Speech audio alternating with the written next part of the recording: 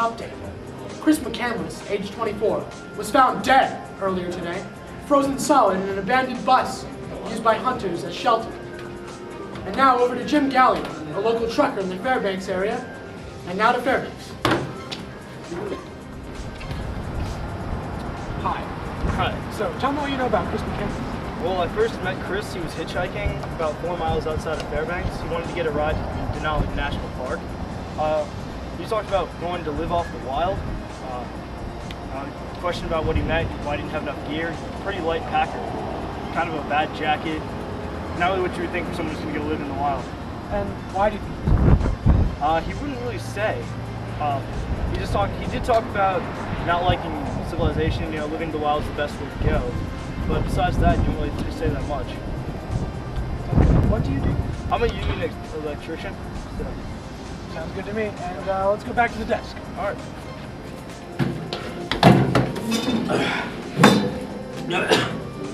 Thank you.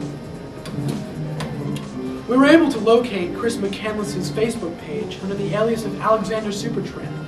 This appears to be the only place he had provided background information. He was raised in Annandale, he went to W.T. Woodson High School, and he graduated from Emory University with a double major in anthropology and history. One of his 77 friends on Facebook was Jan Burres, a hippie of Nylon, California.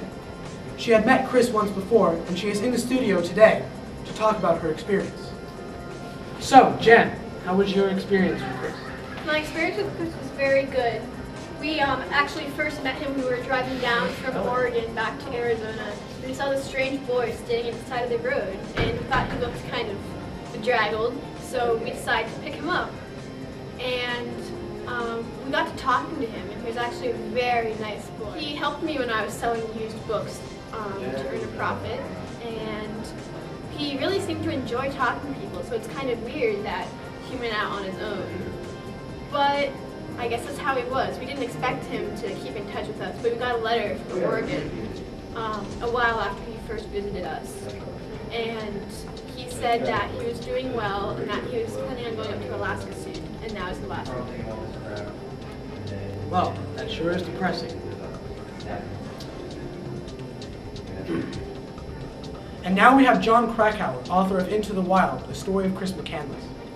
He was the one who originally wrote the article on the death of McCandless. So, why did you decide to write something more outside of the article? Thank you. Yes, I originally did the article covering Chris McCandless' death. Sounded like a very compelling young man.